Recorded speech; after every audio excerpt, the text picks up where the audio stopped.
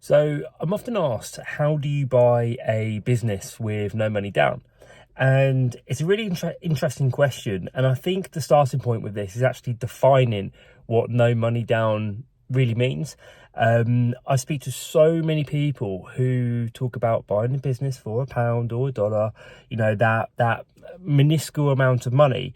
And they really think that they're going to get some, amazing, highly profitable business for £1.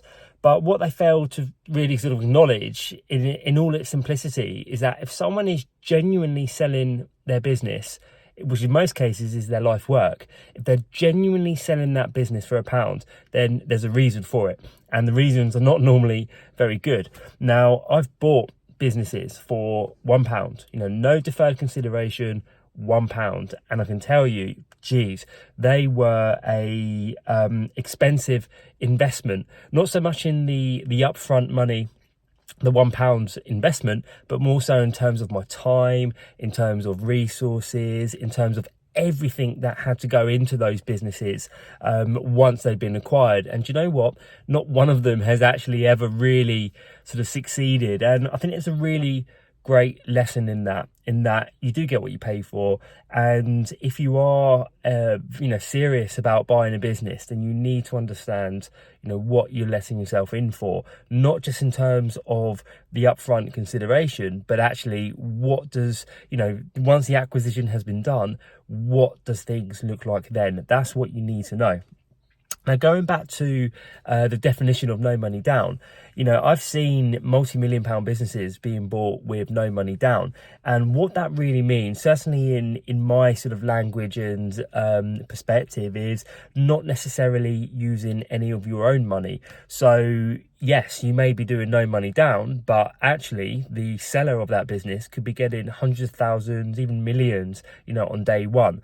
What it really refers to is your own personal investment. And I think that's a very key a sort of criteria to keep in mind, because all of my acquisitions, all of my investments so far, they sort of range from £1 down through to a lot of money going down. But fundamentally, the money that I've used, apart from actually the pounds ones, with sort of the bigger consideration, the money hasn't been mine, and that does make a difference, and it does change things. Not so much because you are paying X amount on day one, but more so because it changes your risk profile.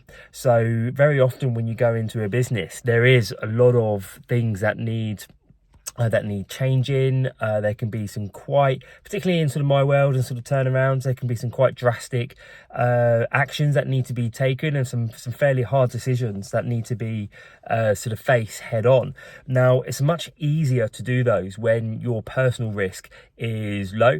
I think one of the reasons why owners of existing businesses, particularly when they've started their business and they've been running it for 10, 15, 20 years plus, is that they are so emotionally invested and so financially invested that they're almost afraid to make changes, and these changes very often come in terms of some of the people. I'm yet to go in a business where there isn't at least one bad apple. Changes definitely come in terms of sort of systems, even your customers. Are you serving the right market? And taking that as an example, when you've been serving a particular market for a long time, when you've been serving particular customers for a long time, and you turn around and say, sorry, we're not going to serve you anymore, it's a lot easier doing that when you're fresh into the business and you've got minimal sort of financial risk there, than if you're the opposite. We've got something going on at the moment where one of it was formerly our main product. So when the business was founded 16 years ago, they sold one product. And it's actually the right way to start and grow a business, is that you have one product or one service and you become really good at delivering that. And this business is Playground Projects. They specialize in tire parks. And actually, they used to be called tire parks, but we're now at a stage where I'm like, well, these things are so outdated, and they may have got us to where we've got to, but they're certainly not going to take us to where we want to go. And so I've just recently discontinued that product line, and some of the resistance from the older staff has been, it's not a surprise, but it really has been quite remarkable. So if you are looking at purchasing a business, at sort of investing and acquiring a company, then you really need to look at how that deal is being structured, mainly from the perspective of, are you managing your risk, and are you protecting your downside? Essentially, the worst thing you can possibly do is take your life savings, remortgage the house, take your kiddies sort of savings. And I've seen people do this. I've seen people do this.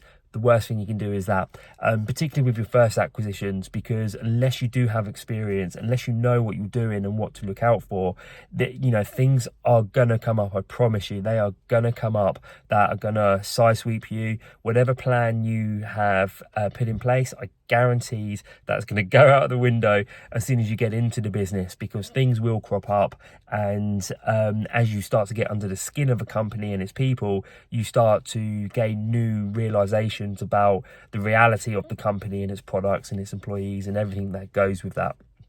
So if you are interested in